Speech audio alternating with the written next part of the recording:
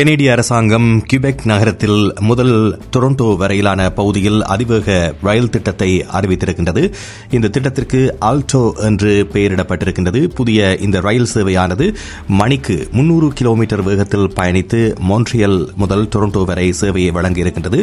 ஆகவே இந்த பயணமானது 3 மணி நேரத்தில் முடிவடையக்கூடிய வகையில் திட்டமிடப்படுவதாக அறிவிக்கப்படுகின்றது. திட்டத்தினுடைய முதல் கட்டத்திற்காக ஏர் கனடா மற்றும் அட்கின்ஸ் என்ற குரூப் நிறுவனம் பிரான்சினுடைய SNCF ஆகியவற்றை உள்ளடக்கிய ஒரு கூட்டு நிறுவன முயற்சியாக இந்த முயற்சி குறித்து அறிவிக்கப்பட்டிருக்கின்றது.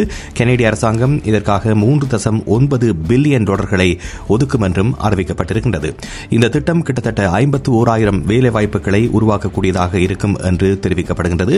ஆண்டுதோறும் கனடாவினுடைய மொத்த உள்நாட்டு உற்பத்தியில் 35 பில்லியன் வரை அதிகரிக்கக்கூடிய வகை செய்யக்கூடிய நிலை ஏற்படும் என்றும் எதிர்பார்க்கப்படுகின்றது. பிரதமர் ஜஸ்டின் ட்ரூடோ அவர்கள் ஆல்டோ திட்டம் பொருளாதாரத்தை மாற்றும் என்றும் இது பல மில்லியன் கணக்கானவர்களுக்கு பயண நேரத்தை குறைத்து பொருளாதார வளர்ச்சியை வேகப்படுத்தும் என்றும் தெரிவித்திருக்கின்றார். ஆயிரக்கணக்கான ஊதிய வேலைவாய்ப்புகள் அதிகரிக்கக்கூடிய வாய்ப்புகளும் இருப்பதாக அறிவிக்கப்பட்டிருக்கின்றது. குறிப்பாக உற்பத்தி திறனை மேம்படுத்துதல் மற்றும் கார்பன் உமிழ்வுகளை குறைக்கக்கூடிய வகையில் இதனுடைய தொழில்நுட்பம் இருக்கும் என்றும் அறிவிக்கப்படுகிறது. இது கூடுதலாக மின்சாரத்தில் இயங்கக்கூடிய ரயில் சேவையாக திட்டம் தீட்டப்படுவதாக அறிவிக்கப்பட்டிருக்கின்றது. கனடாவினுடைய மிகப்பெரிய கட்டுமான முயற்சியாக இது இருக்கும் மற்றும் நாட்டினுடைய முக்கிய நகரங்களை வேகமாகவும் செயல்திறனுடன் இணைக்கக்கூடிய வகையில் சுற்றுச்சூழல்களுக்கு நன்மைகளை ஏற்படுத்தக்கூடிய வகையில் இந்த திட்டம் வடிவமைக்கப்பட்டிருப்பதாக அறிவிக்கப்படுகின்றது.